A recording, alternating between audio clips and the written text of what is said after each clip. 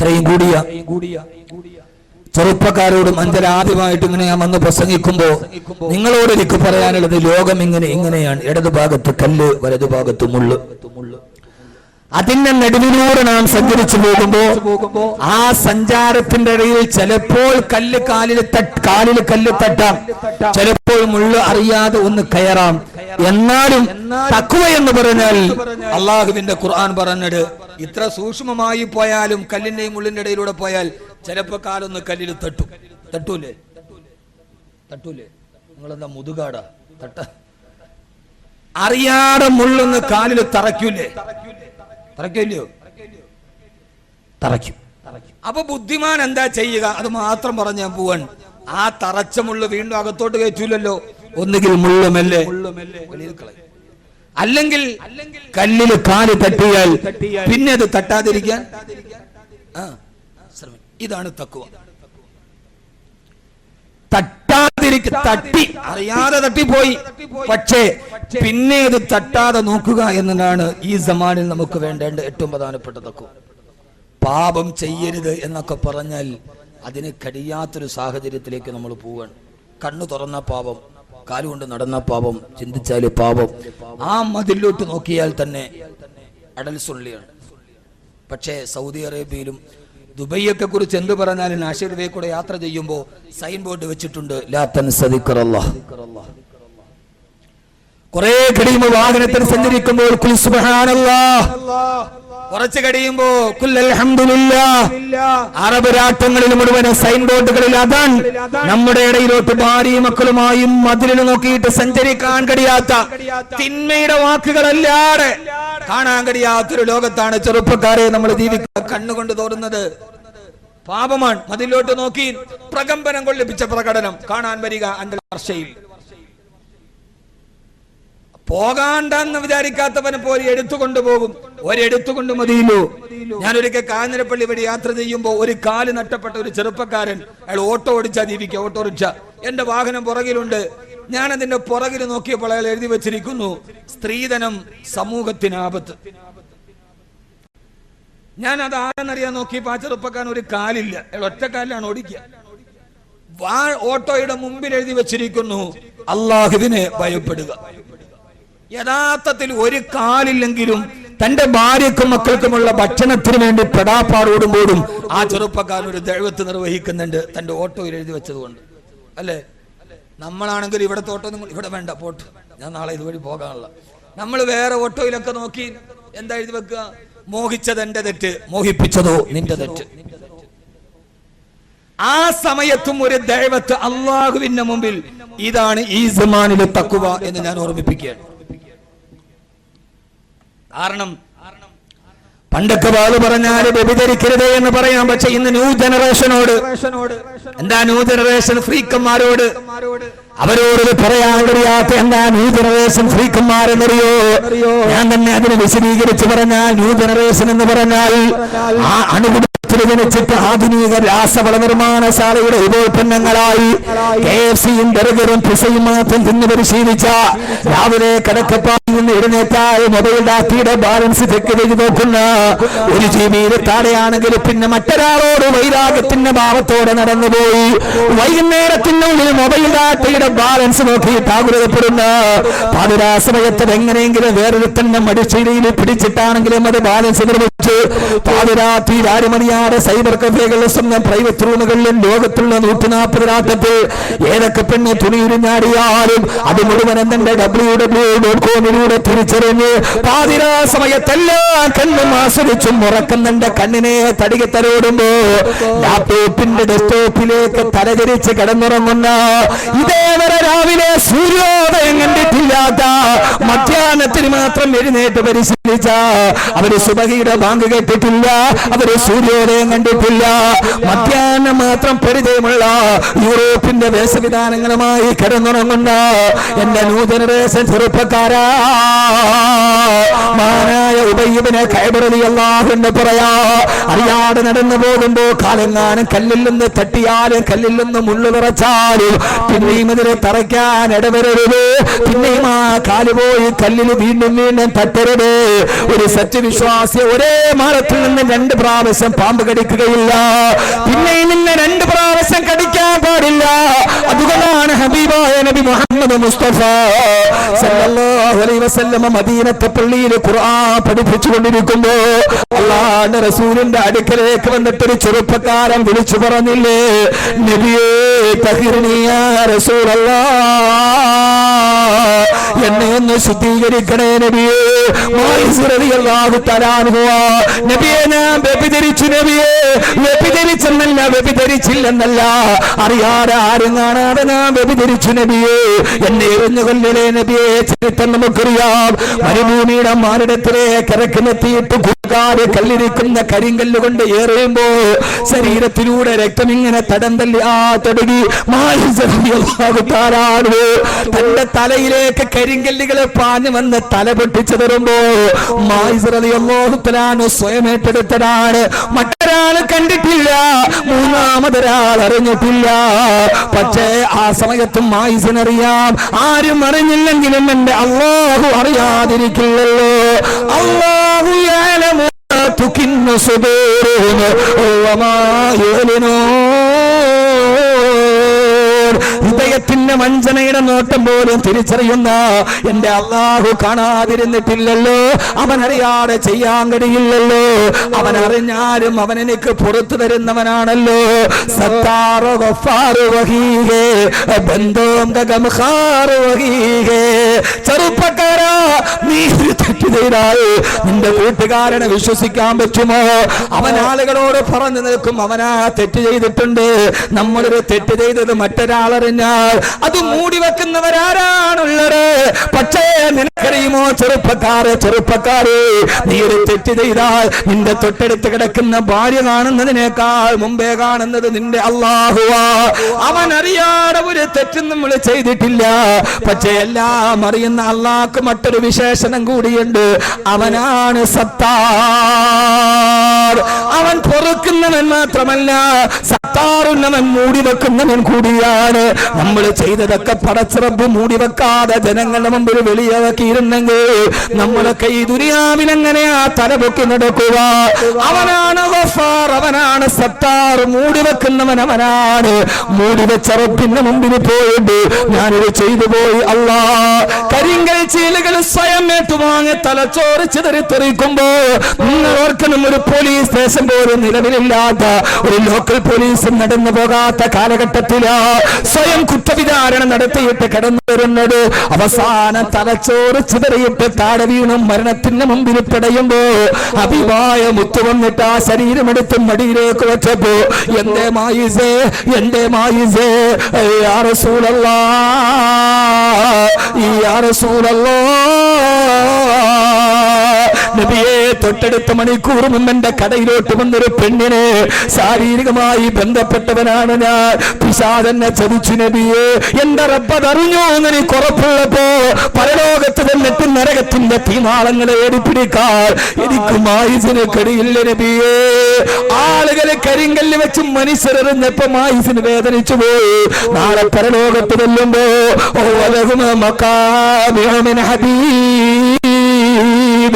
ഇരുമ്പിന്റെ ചുറ്റി കൊണ്ട് നരകത്തിന്റെ മലക്കുകളെ തലയിലടിക്കുമ്പോ മായിസ് അങ്ങനെ സഹിക്കും നബിയേ.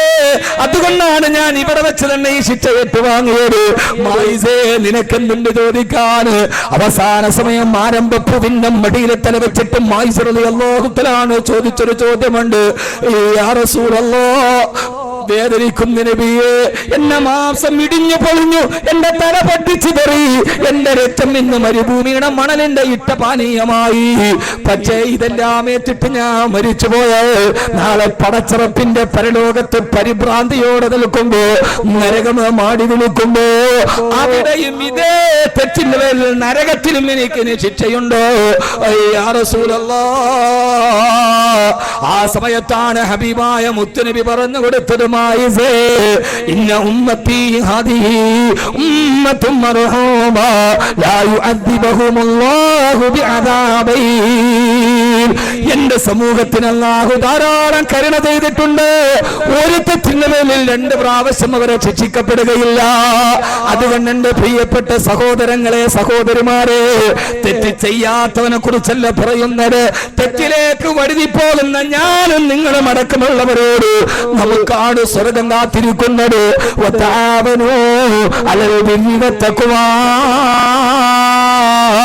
നിങ്ങൾ തഖ്വക്ക് നന്മക്ക് വേണ്ടി മുആമനത്ത് നടത്തണേ, സഹായം നടത്തണേ.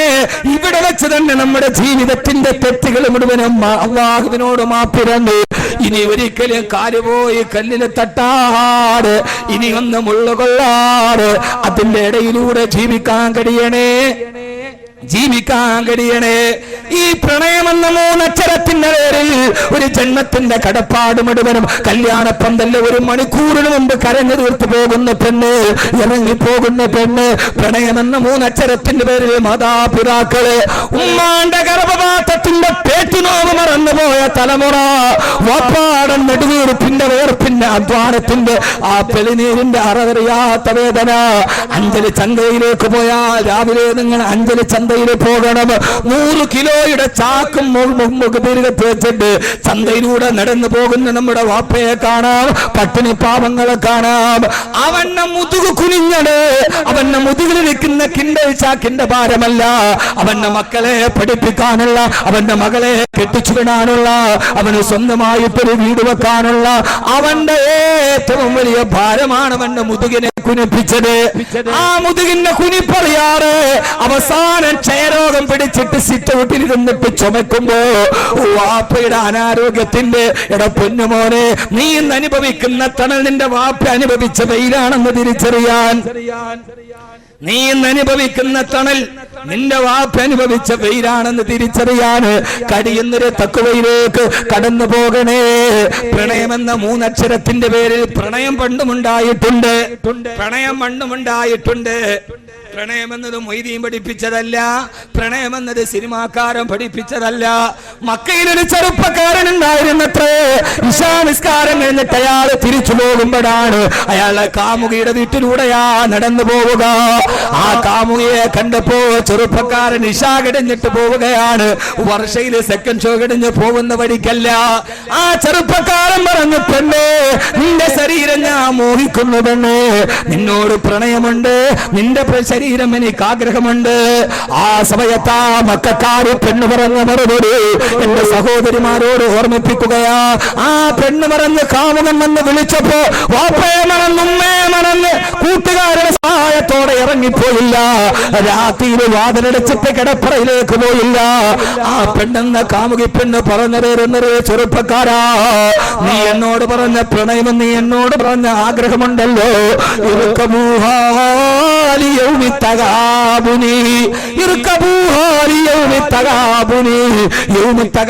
അല്ലാഹു പറഞ്ഞ ലോകത്തുള്ള മുഴുവൻ ആളുകളും പടച്ചറപ്പിന്റെ മുമ്പിൽ ഒരുമിച്ച് കൂട്ടുന്ന പരലോകത്തേക്ക് നീ ഇതിനെ മാറ്റിവെച്ചോ.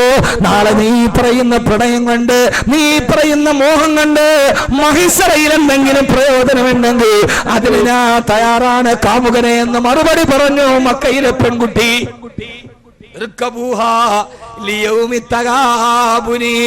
പ്രണയം പണ്ടുമുണ്ടായിട്ടുണ്ട്, ലൈലാ മജ്നൂന്റെ പ്രണയം.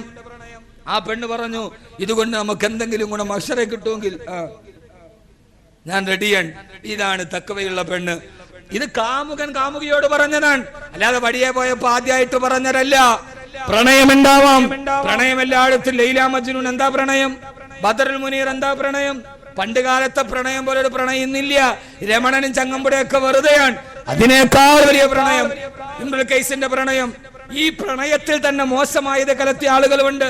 ഇംറുൽ ഖൈസിന്റെ സബൂൽ മുഅല്ലഖ് അല്ലേ, സബൂൽ മുഅല്ലഖ് അല്ലേ ഇംറുൽ ഖൈസ് വന്ന് ഞാൻ നോക്കാൻ പറ്റില്ല, വന്ന് ഇറങ്ങി ഇങ്ങനെ നേരെ പോരെ. ഇംറുൽ ഖൈസിന്റെ പ്രണയം എന്താ ഉണ്ടായിട്ടുണ്ട്?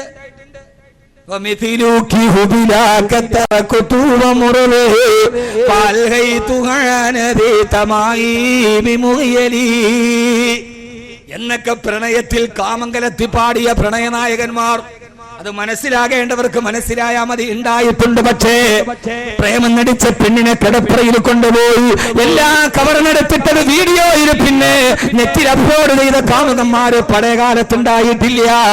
ആ കച്ചവടം പഴയകാലത്തുണ്ടായിട്ടില്ല. പ്രണയം സ്വാഭാവികമാണ്.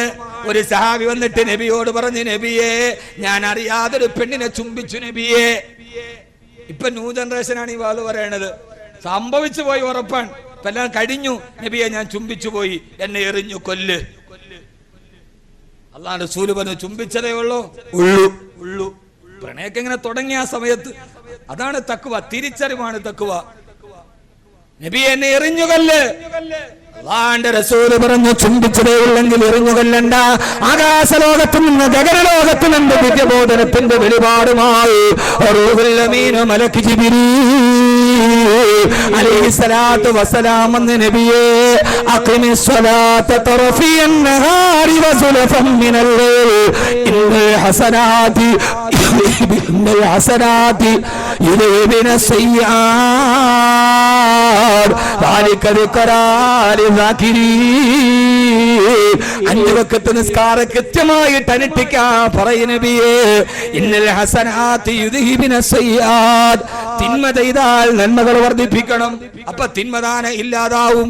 അറിയാതെ ചെറിയ തെറ്റൊക്കെ വന്നാൽ നന്മകൾ വർദ്ധിപ്പിക്കുക. അല്ലാഹു തൗഫീഖ് നൽകട്ടെ. എന്നിട്ട് ഇനി ഒരിക്കലും തെറ്റ് ചെയ്യില്ല എന്ന് മനസ്സിലാക്കുക.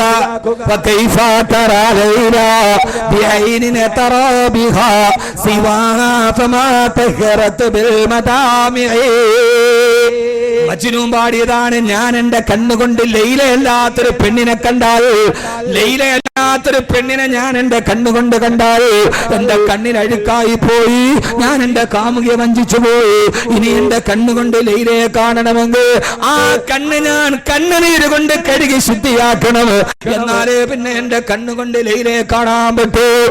എഴുതിയിട്ട് ഇമാമുനാ ഗസാലി റളിയല്ലാഹു തആല ചോദിക്കുകയാണ്, മുസ്ലിമേ ഹറാമുകൾ കണ്ണുകൾ മുഴുവനും ഇങ്ങനെ വെച്ചിട്ട് ആ കണ്ണുനീര് കൊണ്ട് കഴുകി ശുദ്ധിയാക്കാറ് എങ്ങനെയാണ് നിന്റെ റബ്ബിനെ നാളെ നിനക്ക് ലിഖാഹ് സ്വർഗ്ഗത്തിൽ കാണാൻ കഴിയുക?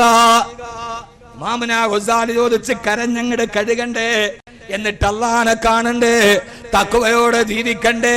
ഇതിനാണ് തആവുൽ ഖദ മുമ്പിലോട്ട് വെച്ച തഖ്വ. ഈ സംഘടനയുടെ ചുരുക്കപ്പേര് തന്നെ തഖ്വ എന്നാണ്. അല്ലാഹു ആ തഖ്വ നമുക്ക് നിലനിർത്തി അനുഗ്രഹിക്കട്ടെ. ആമീൻ പറയും മനുഷ്യന്മാരെ, ആമീൻ പറഞ്ഞില്ലേ? അല്ലാഹു തഖ്വ നൽകി അനുഗ്രഹിക്കട്ടെ. അല്ലാഹു തഖ്വ നൽകി അനുഗ്രഹിക്കട്ടെ. തെറ്റ് ചെയ്തിട്ട് അത് തെറ്റാന്ന് മനസ്സിലാക്കി അള്ളാഹുവിലേക്ക് അടുത്തവനാണ് വലിയ പ്രതിഫലത്തെ കുറിച്ച് ഖുർആൻ പറഞ്ഞത്. നിസ്കരിക്കുന്നവർ നേരെ സ്വർഗത്തിൽ പോകുന്നുണ്ട്, നോമ്പ് പിടിക്കുന്നവർ നേരെ സ്വർഗത്തിൽ പോകും, സദക്ക ചെയ്യുന്നവർ മുത്തഖീങ്ങൾ സ്വർഗത്തിൽ പോണ അവസ്ഥ ഖുർആൻ പറഞ്ഞിട്ടുണ്ട്. ഇത് ന്യൂ ജനറേഷന് വേണ്ടി മാത്രം.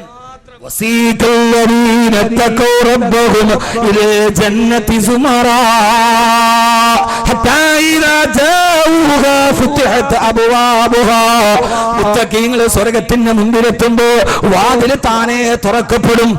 അവരതിലേക്ക് കയറിയിരുന്നാൽ അവർക്ക് ആവശ്യമുള്ളതൊക്കെ ഇവരുടെ മുമ്പിലേക്ക് വരും. മുത്തഖീങ്ങൾ സ്വർഗത്തിൽ കയറുന്നത് ഇങ്ങനെയാ: കിളക്കണ്ട, പൂട്ടണ്ട, അവയിൽ കൊള്ളണ്ട, നിനക്കുള്ളതൊന്നും തന്നെ നീ അറിയണ്ട. കൊതിക്കുന്ന പഴമെടുക്കുന്നതാ കയറണ്ട, പറിച്ചാലുടൻ മുളയ്ക്കുന്നതാ കുറയണ്ട.